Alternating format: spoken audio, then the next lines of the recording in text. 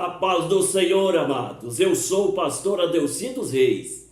Trago-lhes o comentário da lição 8 da revista da nossa escola dominical, CPAD, que tem como título Comprometidos com a Palavra de Deus. Textual: Bem-aventurados os que ouvem a palavra de Deus e aguardam. Lucas capítulo 11, versículo 28. Verdade prática. A autoridade divina da Bíblia deriva da sua origem em Deus, e isto por si só encerra a suprema autoridade das Escrituras, como plena e total garantia de infalibilidade. Amados, hoje nós vamos estudar a lição 8, comprometidos com a palavra de Deus. Por cerca de milênios, Deus ele se revelou ao homem através da sua criação, isto é, através da natureza. Mas chegou o tempo em que Deus quis alcançar o homem com uma revelação maior, com uma revelação plena. E ele fez isso de duas maneiras. Primeiro, através da Bíblia, a palavra escrita. Segundo, através de Cristo, a palavra viva. A palavra de Deus, ela é lâmpada para os nossos pés. Ela é escudo para aqueles que confiam no Senhor. Ela é espada de dois gumes que penetra até a divisão da alma e do espírito, juntas e medula. Ela é apta para discernir os pensamentos e intenções do coração do homem. Ela é o GPS que nos conduz no trilho da salvação. Ela é fogo e é martelo que esmiuça a penha. Para sermos comprometidos com Deus, nós precisamos também sermos comprometidos com a palavra de Deus. E isto nós vamos ver no nosso objetivo geral, que visa demonstrar o nosso compromisso com a palavra de Deus. Então vamos para o primeiro tópico, a autoridade da Bíblia. Ponto 1. Sola Escritura. No dia 31 de outubro de 1517, foi realizada a reforma protestante através de Martinho Lutero. E esta reforma ela foi realizada sobre 5 pilares: somente a fé, somente a graça, somente Cristo, só a Deus glória e somente as Escrituras. No ponto primeiro, que nos afirma sola Escritura, nós vemos que esta palavra, sola Escritura, significa que a Bíblia é a nossa única regra de fé e de vida cristã. É por meio da Bíblia que nós conhecemos a Deus e possamos entender a sua vontade. Veja que Jesus ele fez referência às Escrituras no livro de João, no Evangelho de João, capítulo 5, versículo 39. Jesus afirmou: examinais as Escrituras, porque julgais ter nela a vida eterna, e são elas que de mim testificam. O apóstolo Paulo, na sua segunda carta a Timóteo, no capítulo 3, o versículo 16, ele também afirma: toda a Escritura divinamente inspirada, ela é proveitosa para ensinar, para corrigir, para redarguir e para instruir em justiça. Muitos segmentos religiosos usam a Bíblia, mas usam também outros escritos como tendo autoridade semelhante ao das Escrituras. Mas eu quero afirmar que nenhum escrito ele tem autoridade semelhante às Escrituras. As Escrituras é a última palavra naquilo que diz respeito à nossa regra de fé. É a Escritura que traz a revelação plena de Deus, que traz para nós os caminhos que o cristão ele deve seguir para que ele possa achar graça diante de Deus e alcançar a vida eterna. Ponto de número 2, nossos fundamentos. Os pentecostais, eles são vistos por alguns não pentecostais e por alguns cessacionistas como um movimento que baseia as suas crenças nas emoções e que ensina um cânon aberto. Veja, isso nós podemos entender aqui primeiramente o que são cessacionistas, o que eles pensam. Veja, amados, cessacionistas são aqueles que defendem a ideia de que os dons espirituais, a manifestação sobrenatural do Espírito Santo ficou no âmbito da igreja primitiva, que eles não acontecem mais. Por isso, eles baseiam as operações sobrenaturais na igreja pentecostal como sendo resultado de emoções. Eles afirmam também que os pentecostais, eles usam um cânon aberto. Mas nós podemos afirmar, amados, que o cânon das Escrituras, ele se completou com a revelação plena de Jesus Cristo, que foi escrita até a era apostólica. A partir daí, o cânon sagrado das Escrituras, ele ficou fechado. Nenhum escrito a partir do fechamento do cânon sagrado é tido como autoridade semelhante ao das Escrituras. Os cessacionistas, eles acreditam, por exemplo, e defendem esta ideia, que os dons espirituais cessaram. Eles baseiam isto na primeira carta de Paulo aos Coríntios, no capítulo 13, o versículo 8, que diz: havendo língua, cessarão, havendo ciência, desaparecerá. O versículo 10, que também é citado pelos cessacionistas, diz: mas quando vier aquele que é perfeito, que eles consideram que seja as Escrituras, mas na verdade o que é perfeito refere a Cristo na sua revelação em glória, quando ele arrebatar a sua igreja. E eles afirmam: quando vier o que é perfeito, aquilo que é em parte desaparecerá. Ora, quando eles dizem que havendo língua cessarão e havendo ciência cessará, nós sabemos que a ciência ela está em evolução conforme a profecia de Daniel. Então as línguas, elas estão aqui, desaparecerão, estão no futuro. A ciência também vai desaparecer no futuro. Ou seja, com a revelação plena de Jesus Cristo, no arrebatamento da igreja, quando ele voltar. Porque quando estivermos na glória, estaremos com corpos glorificados. Nós não precisamos mais de dom espiritual, nós não precisamos mais de revelação, nós não precisamos mais de interpretação de língua, porque nós estaremos num estado de perfeição. Nós estaremos com os corpos glorificados semelhantes ao corpo de Cristo. Então essa ideia cessacionista, ela é uma ideia que não está conforme as Escrituras Sagradas.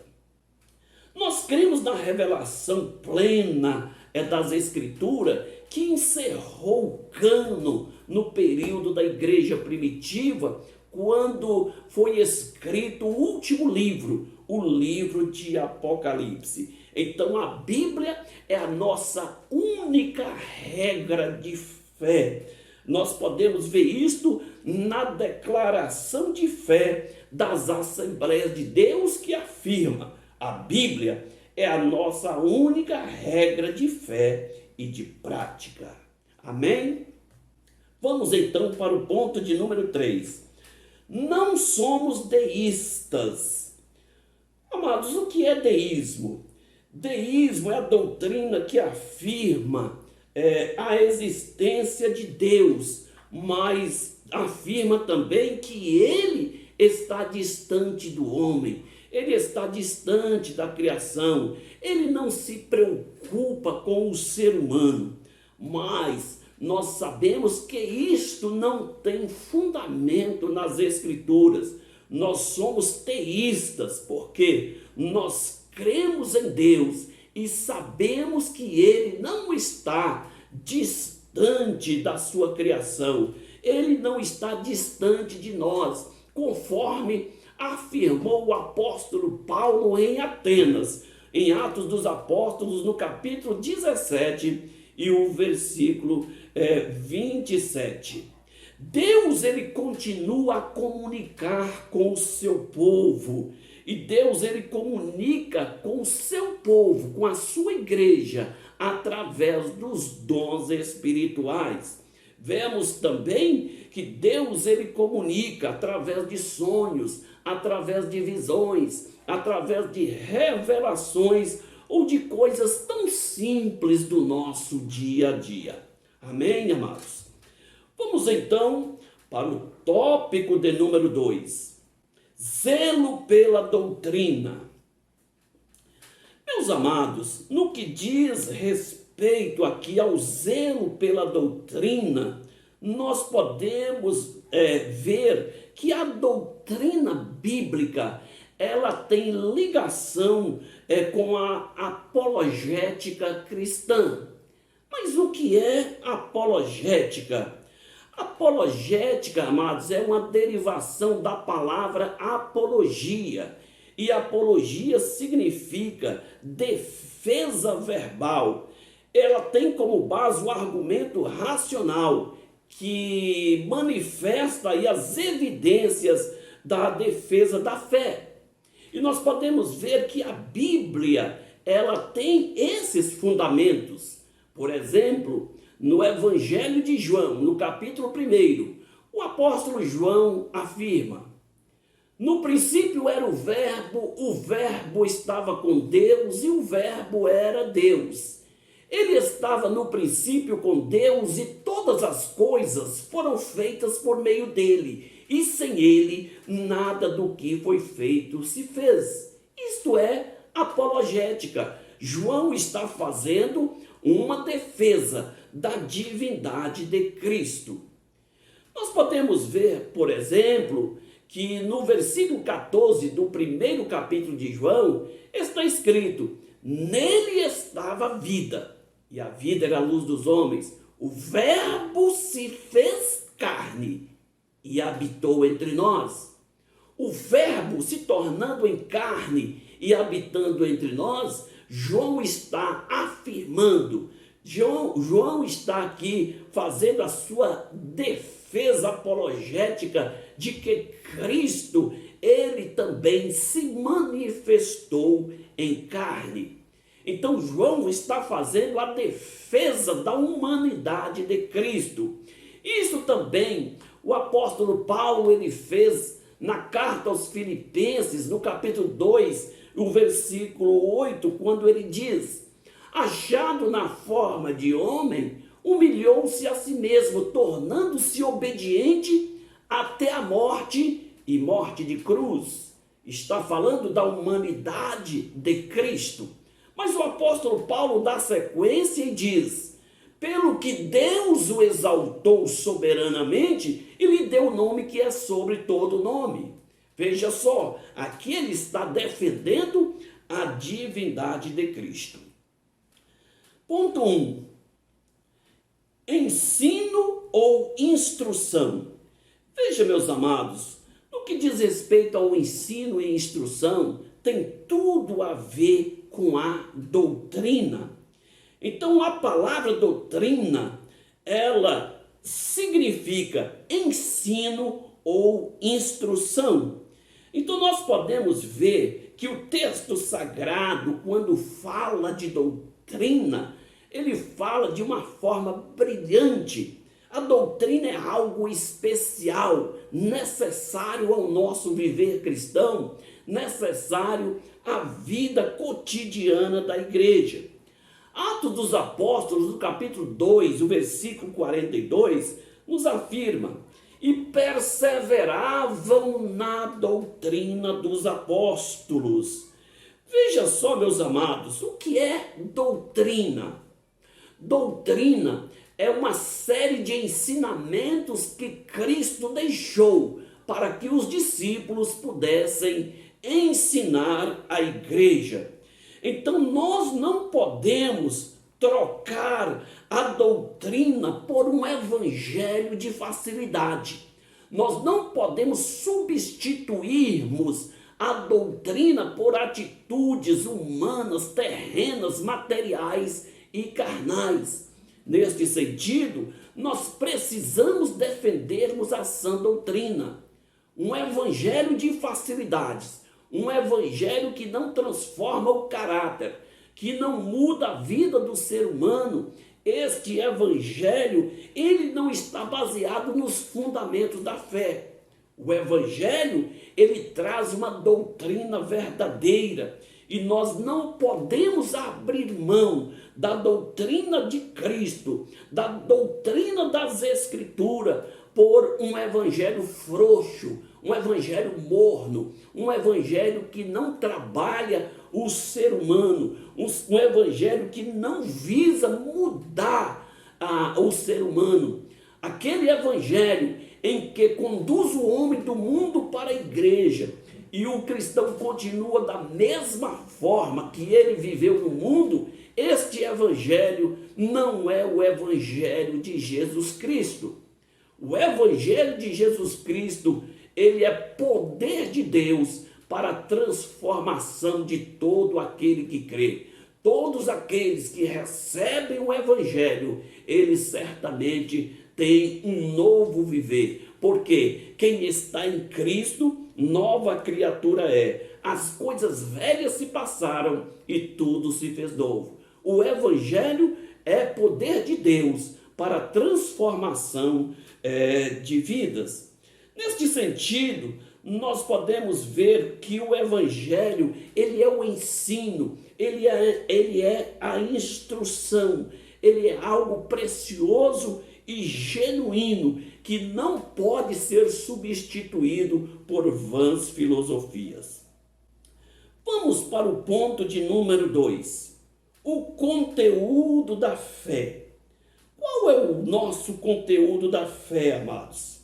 Nós podemos ver que a nossa declaração de fé das Assembleias de Deus nos mostra que nesse conteúdo, ou seja, na declaração de fé, mostra o conteúdo que está contido na Bíblia Sagrada. A Bíblia Sagrada, ela é a fonte da doutrina. E quando nós falamos de doutrina, amados, nós podemos ver que doutrina, ela também é o conjunto de ideias básicas que contém um sistema. Veja só, o termo doutrina, ele é um termo abrangente, que envolve, por exemplo, as questões filosóficas, políticas, econômicas e até mesmo teológica. Mas quando tratamos de doutrina no contexto teológico, nós vemos que a doutrina aplicada das Escrituras, elas têm uma linha reta a ser seguida. Ela traça uma linha reta para o viver cristão. Foi exatamente por isso que Deus recomendou ao povo de Israel não desviar nem para a direita nem para a esquerda, porque todos os extremos são perigosos. Um extremo representa o radicalismo e outro extremo representa o liberalismo. E neste sentido, a doutrina bíblica, ela traça uma linha reta, é o trilho do Calvário, é o caminho da salvação. Vamos então para o ponto de número 3. A nossa confissão de fé e a Bíblia. Veja só, meus amados, no que diz respeito à nossa confissão de fé, ela não é de autoria particular, ou seja, ela está contida na Bíblia, ela é bibliológica. Então nós podemos ver que a nossa confissão de fé, ela está também na declaração de fé das Assembleias de Deus. Então nós podemos ver que a nossa confissão de fé, ela ocupa um lugar de grande importância na vida da igreja e na vida do cristão. Nós podemos ver, por exemplo, na nossa declaração de fé assembleiana, afirma, por exemplo, as nossas confissões. Por exemplo, nós cremos na inspiração das Escrituras, nós cremos em um único Deus, e esse Deus é composto de 3 pessoas, Pai, Filho, Espírito Santo, cada um com a sua personalidade, mas formando uma unidade em poder, em glória e em majestade. Nós cremos, por exemplo, na divindade de Cristo e na sua humanidade. Nós cremos, por exemplo, no batismo por imersão. Nós cremos na ceia, na celebração da ceia. Cremos nos dons espirituais, cura divina. E estes valores são valores inegociáveis. São valores, amados, que nós não podemos abrir mão, porque é a nossa regra de fé. Veja só, e esses valores, eles nos ajudam na compreensão do que nós servirmos a Deus, e Ele também nos dá proteção contra as falsas doutrinas. Então nós sabemos que as falsas doutrinas, elas rondam a sã doutrina. Por isso, nós precisamos tomar cuidado para que nós possamos viver uma doutrina sadia, verdadeira e plena. Amém, amados? Então, vamos agora para o terceiro tópico. Cuidado quanto aos modismos. Veja só, amados. Este terceiro tópico, ele nos traz uma importância grandiosa. Mas antes de nós termos cuidado com o modismo, nós precisamos ter cuidado com a doutrina.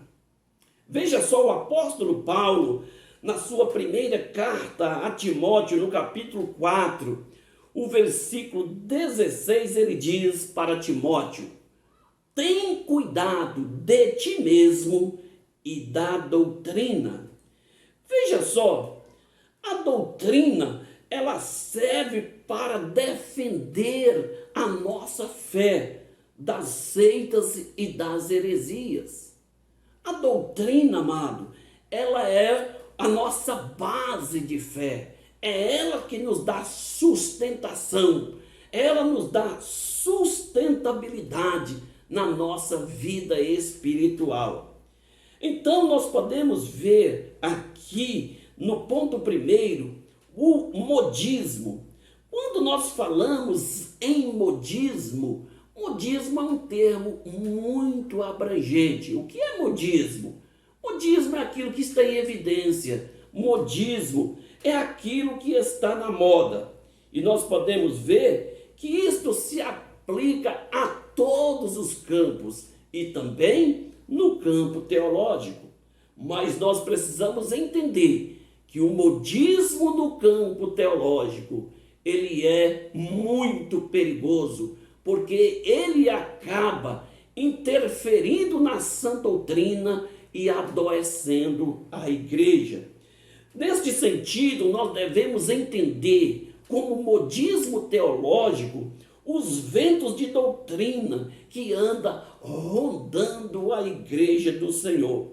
Vejam o que Paulo, ele afirma aqui na carta aos Efésios, capítulo 4, versículo 14. Ele diz: para que não sejamos mais meninos, inconstantes, levados em roda por todo o vento de doutrina, pelo engano dos homens, que com astúcia enganam fraudulosamente.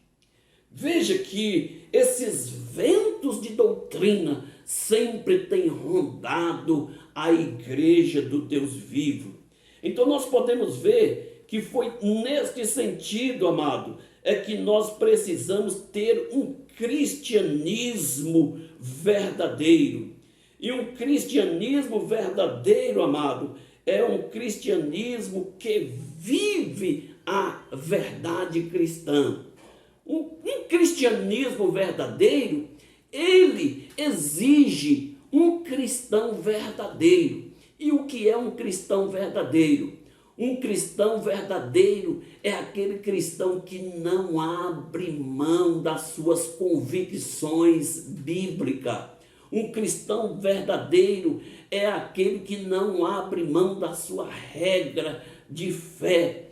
Um cristão verdadeiro, nós podemos dizer que é como João Batista, que não abriu mão do seu ministério, ainda que lhe custasse a cabeça. Um cristão verdadeiro, nós podemos dizer que é como Estevão, que não abriu mão da mensagem, ainda que custasse a sua vida. Um cristão verdadeiro é como o apóstolo Paulo, que não abriu mão do seu apostolado, mesmo em prisões, em açoites, mesmo em naufrágios, ele não abriu mão do seu apostolado. Mas ele pôde dizer: eu não me envergonho do evangelho de Cristo, porque é poder de Deus para a salvação de todo aquele que crê. Então este é o cristão verdadeiro.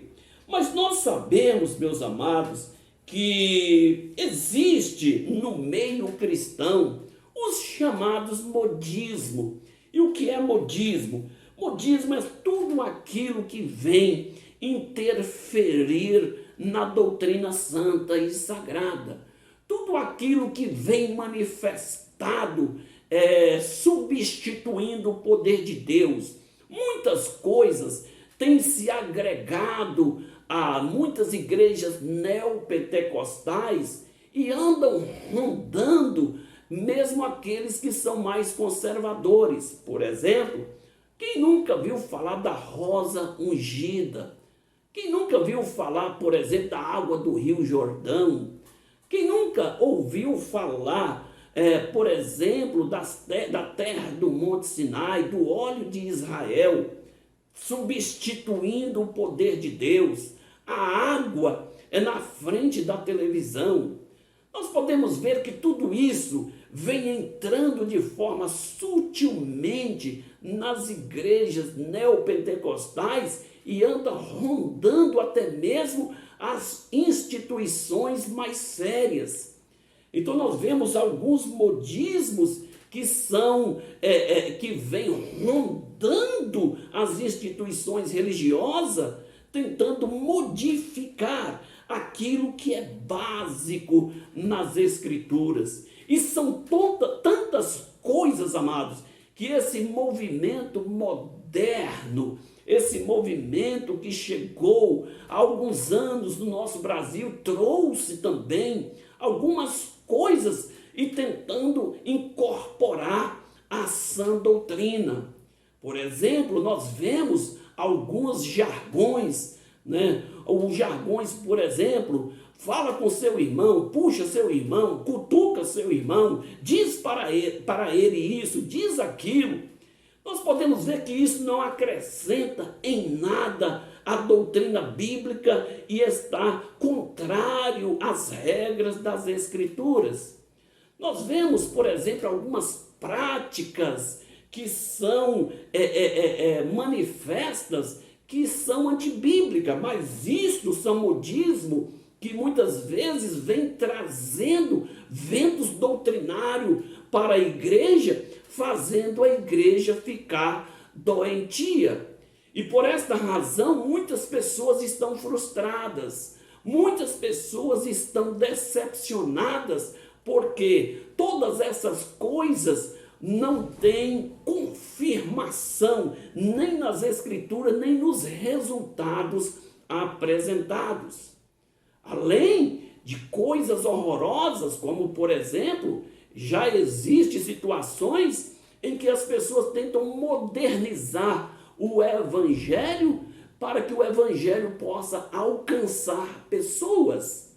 Outros acreditam que deve negligenciar a sã doutrina, porque senão os cristãos eles não vão gostar e vão sair da igreja. Ora, essas coisas, meus amados, não está conforme as escrituras, porque as escrituras, meus amados, ela tem a base para a nossa fé. Nós não podemos ir além das escrituras, mas também não podemos ficar aquém das escrituras.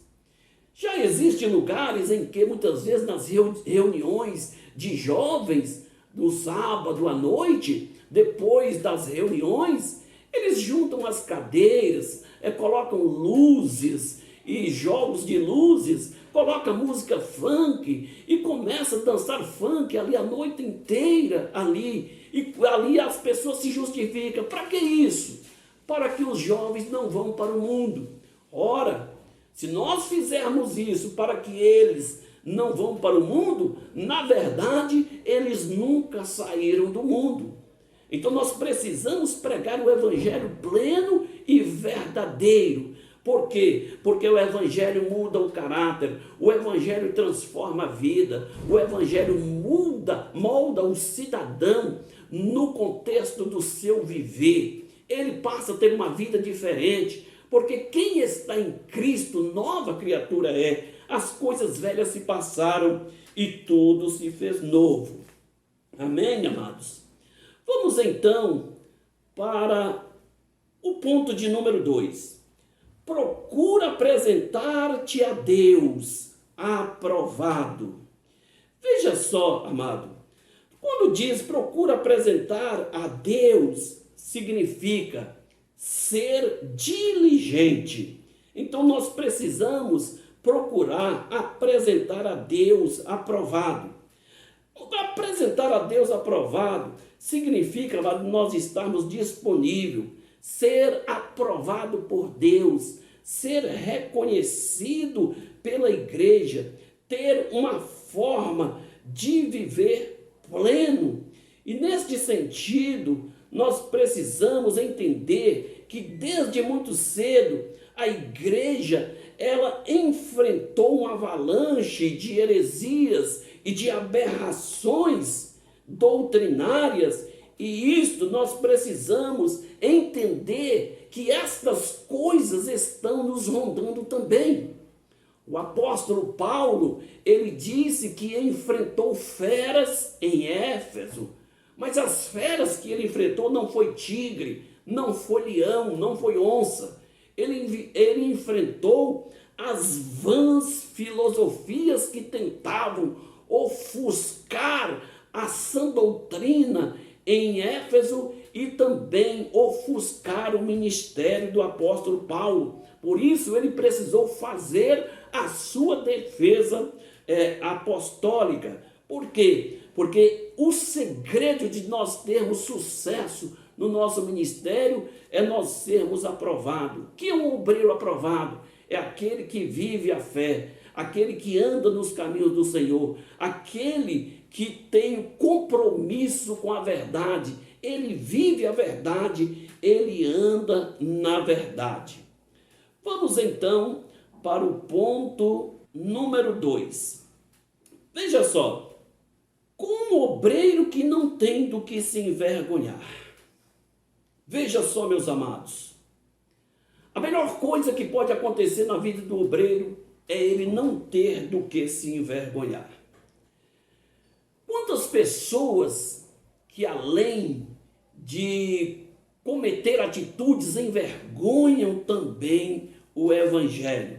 E esses obreiros se tornam maus obreiros, se tornam obreiros fraudulentos, obreiros que muitas vezes serão reprovados por Deus. E neste sentido, meus amados, que o apóstolo Paulo, ele fala na carta aos Filipenses, no capítulo 3 e o versículo 2, ele diz: guarda dos cães e dos maus obreiros. E nós podemos ver isso aí, que Paulo enfrentava este problema. Maus obreiros, obreiros que às vezes, além de se envergonhar, envergonha também o evangelho. Nós podemos ver que esses obreiros, mais cedo ou mais tarde, eles serão desmascarados.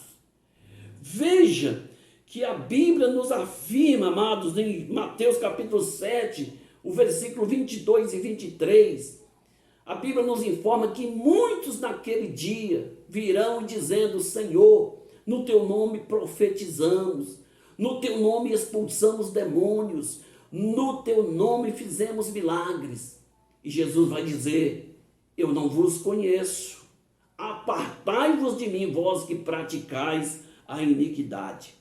É neste sentido que o apóstolo Paulo, ele chama atenção que nós devemos ser obreiro que não tem do que se envergonhar.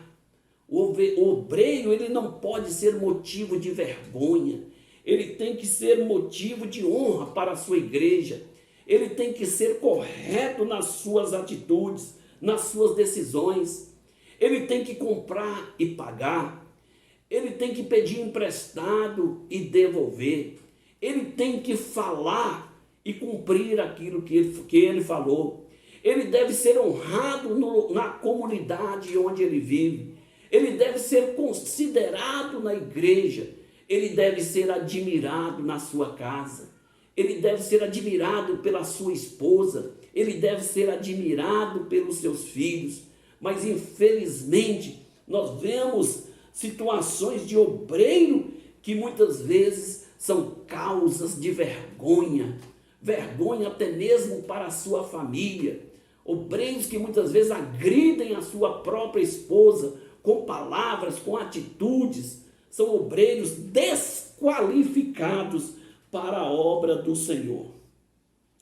Vamos então para o ponto de número 4, que maneja bem a palavra da verdade. Veja, amados, que aqui a palavra de Deus, ela é a verdade, e nós devemos manejar esta palavra da verdade. Veja, a palavra aqui para manejar significa cortar reto, ou seja, a ideia aqui é cortar em linha reta. Isto é manejar bem a palavra da verdade. Veja que o agricultor, quando ele vai arar sua terra, a terra ela é arada em linha reta. O marceneiro, quando ele vai cortar a madeira, ele corta ela em linha reta. E nós podemos ver que neste sentido, o obreiro, ele também, ao utilizar as escrituras, ao manusear a Bíblia, ela tem que cortar em linha reta, porque ela é espada de dois gumes, que penetra até a divisão da alma e do espírito. E essa espada de dois gumes, primeiramente, ela tem que trabalhar na minha vida, ela tem que cortar em linha reta.